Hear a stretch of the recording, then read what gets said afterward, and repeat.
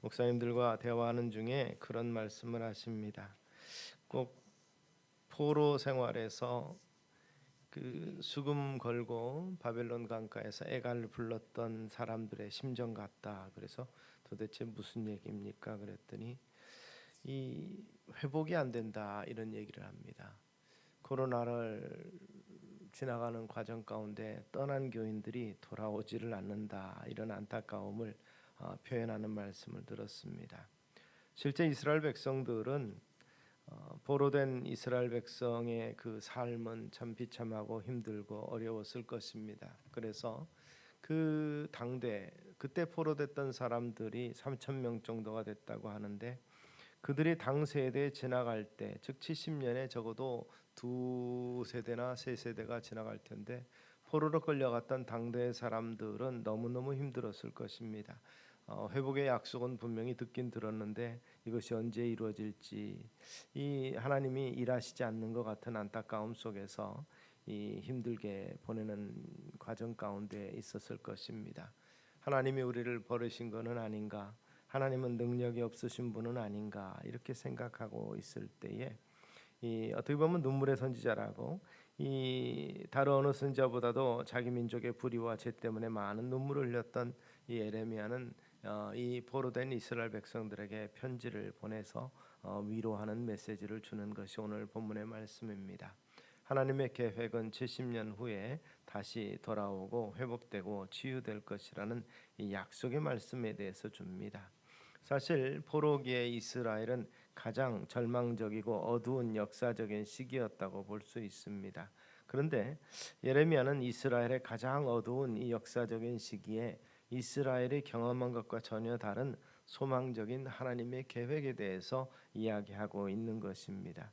예레미야는 바로 그 같은 시간을 보았고 그 시간을 알려주기 위해서 서신을 썼고 메시지를 전하는 것입니다.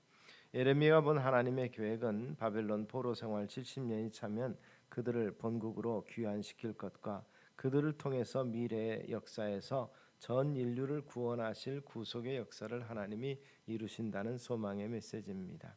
그래서 예레미야는 그렇게 선포를 합니다.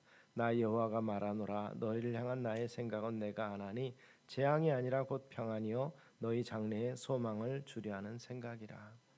지금은 어둡지만 그러나 하나님은 지금도 일하고 계시며 미래의 소망을 가지고 일하시도록 하도록 소망을 갖도록 이스라엘 백성을 격려하시고 위로하신다는 것입니다. 힘들고 어려울지라도 하나님의 약속을 믿고 기다리고 좌절하지 말라. 그 대신 하나님의 생각을 말씀하시면서 이스라엘이 해야 될 행동에 대해서 그렇게 말합니다. 너희가 내게 부르짖으며 내게 와서 기도하면 내가 너희들의 기도를 들을 것이라. 너희가 온 마음으로 나를 구하면 나를 찾을 것이요 나를 만나리라고 말씀하십니다. 지금은 어둡지만 그러나 사실상에 있어서 가장 여호와를 찾을 때가 바로 이때라는 것이죠. 이 사람들은 생각합니다. 하나님이 살아계신 것은 자기하고 잘 해줄 때, 자기의 계획이 뜻대로 이루어지고 성공하고 형통할 때가 잘 되는 것으로 생각하고 하나님이 내 편에 계시는 것이라고 생각할 수 있습니다. 그러나 이스라엘 역사를 통해서 보면 이 북이스라엘 아합 왕조에서 아합과 이세벨의 이 폭정과 학정 속에서도 이스라엘은 먹을 만했고 살만했습니다. 그들에게는 주변의 강대국들에 의한 위협도 상대적으로 적었었습니다. 그러한 상황 속에서 사실은 하나님께서 바알에게 무릎 꿇지 한 사람 이 7천을 남겨두셨다고 하셨습니다. 이 말은 바알에게 무릎 꿇지 않은 7천을 남겨둘 만큼 그들의 영적인 상태가 심각했다는 것입니다. 이스라엘 백성들이 그런 대로 먹고 잘 살 것 같은데 왕은 악하지만 그래도 이스라엘 백성들이 참으로 이 포로로 끌려가거나 이처럼 전쟁을 통해서 문제가 생기지는 않았다고 자유하고 있는 그때 하나님께서는 그들을 깨우치기를 원하셨고 엘리야를 통해서 850대 1의 갈멜산의 영적인 전투를 치르게 하셨습니다. 그들에게는 하나님을 다시 찾는 것이 필요했고 이 하나님을 믿는 여호와의 신앙이 회복되는 것이 필요했다는 것입니다. 그들은 당장 눈앞에 있는 이 물질과 형통과 이것들을 바라고 있어서 정말 그것이만 주어지면 좋을 것이라고 생각하는 그들에게 더 중요한 것은 바알에게 무릎 꿇지 않은 심령들이 필요하다는 것을 하나님께서는 엘리야를 통해서 강조하신 것이죠. 이스라엘 백성들이 포로에서 돌아가기만 하면 될 것처럼 생각하고 있었습니다. 이제 나라가 망했지만 그러나 하나님의 약속대로 예루살렘 돌아가면 될 것으로 생각했습니다. 그러나 실제는 어떻습니까? 역사를 통해서 보면 그들이 예루살렘에 돌아왔어도 성벽 중건에 열심내지 못했고 저로 성전을 다시 회복하는 일도 다시 시작하지도 못하는 그러한 어려움 가운데 있었던 것을 봅니다. 또 그것을 반대하는 세력들도 있었습니다. 쉽지 않은 일이었습니다. 마음 먹는다고 되는 것은 아니라는 것입니다. 중요한 것은 바로 그들이 하나님을 찾느냐, 하나님의 백성으로서의 위치를 회복하느냐 못하느냐가 가장 중요한 여건이었던 것을 우리는 이스라엘 역사를 통해서 배우게 되는 것이죠. 교회 역사를 통해서도 보면 그런 부분들이 참 많습니다. 교회는 그동안에 성장하고 발전하면 하나님이 교회 편인 줄로 생각을 했었습니다.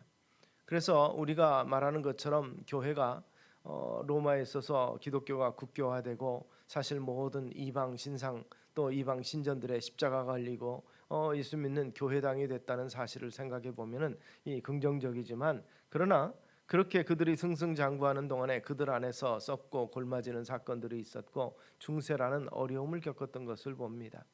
교황의 교권이 황제보다도 뛰어나고 힘이 있었을 때 그때는 사람들은 암흑시대라고 부릅니다.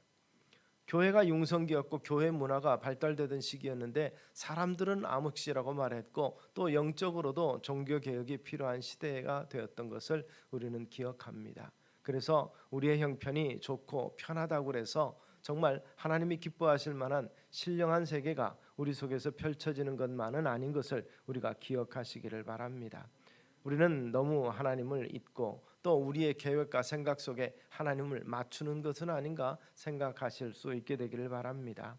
사실 이스라엘 백성들이 하나님을 다양한 이름으로 부르는 것은 하나님께서 우리와 같지 않음을 고백하는 것이기도 합니다. 엘로힘 또 엘샤다이 다양한 이름으로 만군의 여호와 이렇게 부르는 것은 그들의 처한 상황 속에서 그들의 역사하시는 하나님의 다른 모습을 묘사합니다. 전쟁에 지는 그들에게 만군의 여호와는 전쟁의 승리를 약속하시는 하나님이요 엘샤다의 하나님은 어떻습니까? 참으로 사라의 다친 태를 여시는 하나님, 모든 것을 치료하시는 원상 회복시키는 전능하신 하나님이십니다. 신들 중에 신 뛰어난 신인 엘로힘 그 하나님은 우상들을 철폐하시고 우상들의 모든 것들을 물리치시는 그 전능하신 하나님, 모든 것을 아시는 그 하나님을 그들은 형용하고 묘사를 했습니다. 그 말은 인간은 한계가 있지만 하나님은 전능하시다 이것입니다. 하나님은 바로 그들에게 자신을 현현하실 때에 나는 다르다는 것을 분명히 보여주십니다. 너희 생각과 내 생각이 다르다. 너희가 생각지 못하는 것을 나는 생각하고 계획하고 진행하고 섭리하는 하나님이시라는 사실을 분명히 보여주심을 우리가 기억하실 수 있게 되기 바랍니다. 포로로 끌려간 이스라엘 백성에게 희망은 그저 돌아가는 것이었지만 그러나 하나님은 돌아가는 것으로 끝나지 아니합니다.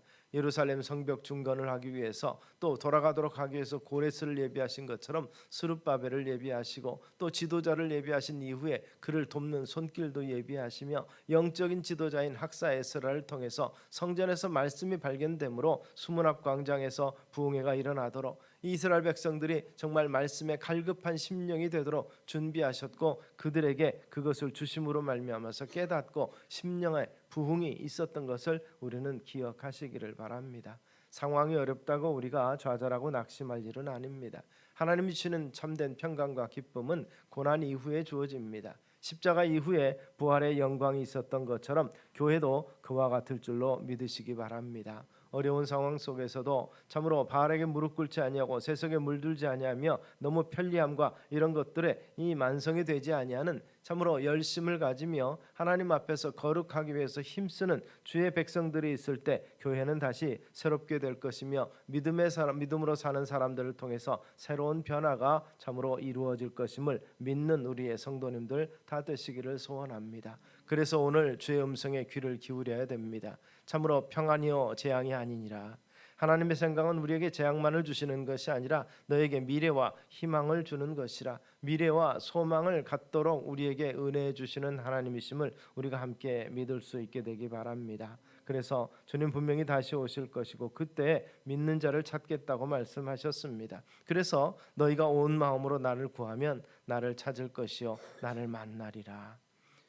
참으로 구하면 주시겠다고 약속하셨고 찾으면 찾으리라고 말씀하셨고 참으로 문을 두드리면 열어주리라고 약속하셨던 주님의 산상보훈을 다시 한번 기억하시는 우리 성도님들 되시기 바랍니다. 구하는 자에게 주시겠다고 하셨습니다. 곤고한 날에 참으로 교회의 화목과 교회의 부흥과 하나님의 뜻이 이 땅에 이루어지는 것을 위해서 우리가 함께 마음을 새롭게 하는 은혜가 우리 속에 있게 되기를 소망합니다. 그래서 옛 것을 십자가에 못 박고 새 것으로 갈아입는 참으로 미래를 향한 소망을 가지는 우리가 되시기를 바랍니다. 이스라엘 백성들이 단순히 땅을 회복하는 것으로 만족하지 아니하고 신령한 은혜를 회복함으로 말미암아서 성전 이 보수와 그리고 이 성벽 재건에 힘을 쓰므로 말미암아서 다시 하나님의 거룩한 백성으로 회복이 되었던 것처럼 오늘 우리 조국 교회도 한동안 참으로 4분의 1이 기독교인이다 스스로 만족하고 자유하고 있던 것에서 떠나서 이제는 정말 이 진실함 그리고 신실함으로 뭉쳐진 참으로 세상을 변화시키고도 세상이 감당치 못할 교회의 모습을 다시 한번 회복하는 역사가 우리 속에서 나타날 수 있게 되기를 주의 이름으로 축원합니다. 하나님께서는 참으로 내게로 나오라고 말씀하시고 그리고 우리의 계획에 그저 단순히 인간적인 계획에 합리하시고 협력하시고 동참하시면서 그냥 도와주시는 것이 아니라 하나님의 거룩한 계획을 향해서 나오라 새 창조의 사역에 동참하라고 오늘도 명령하심에 귀를 기울이시는 우리 성도님들 다 되시기를 주의 이름으로 축원합니다. 하나님은 십자가 없이 이루어진 소망과 평안의 삶을 인정치 아니하시고 참으로 주님의 순종을 통해서 십자가의 죽음 이후의 영광을 부활의 영광을 그와 연합함으로 우리 모두에게 주신다고 약속하신 것을 기억하시고 지금이 잠시 어두움이고 안타까운 상황이 있을지라도 담대하게 주를 바라보며 주 앞에 나아가서 부르짖으며 응답을 기다리며 열어주실 것을 소망하시는 우리 성도님들 다 되시기를 주의 이름으로 축원합니다. 이러한 하나님이 우리의 하나님이십니다. 우리와는 다르지만 그러나 우리보다 더 높이 보시고 더 멀리 보시며 거룩하심으로 우리를 예비하시는 그 하나님 그리고 우리에게 충성할 때 상급 주시며 우리를 통해서 세상의 모든 변화를 가져오시면서 하나님의 나라를 이루어 가시는 그분이 우리에게 사명 주셨습니다. 소명 주셨고 내가 너희와 함께 하신다고 말씀하시면서 내가 너희를 향한 그 생각이 다르지만 참된 평강과 진정한 이 소망을 주신다고 약속하신 것을 우리가 기억하시기를 바랍니다. 우리에게는 소망이 있습니다. 우리와 다른 하나님, 전능하신 그 하나님이 우리를 버리시지 아니하고 이 시대에 교회를 통해서 하나님의 뜻을 이루며 거룩한 백성들을 이끌어 나가실 것입니다. 참된 소망과 평안 가운데서 우리를 이끌어 주시는 그 하나님이 새롭게 하실 것을 기대하면서 오늘 또 열심을 내실 수 있는 저와 여러분 되시기를 주의 이름으로 축원합니다. 기도하겠습니다. 참 좋으신 아버지 하나님 은혜를 감사합니다. 이스라엘 백성을 향한 미래와 소망과 그 하나님의 생각을 밝혀주신 것을 다시 한번 기억하면서 오늘 공부하고 힘들지라도 참으로 주님께 부르짖고 교회의 위상을 회복하는 우리가 되게 하여 주시옵소서. 세상의 마지막 소망으로서의 마지막 대안으로서의 하나님의 거룩한 나라를 전하기에 부족함이 없는 우리들의 삶과 입술이 되게 하여 주시고 발걸음 되게 하여 주시기를 소망하옵고 예수님 이름으로 기도드리옵나이다. 아멘.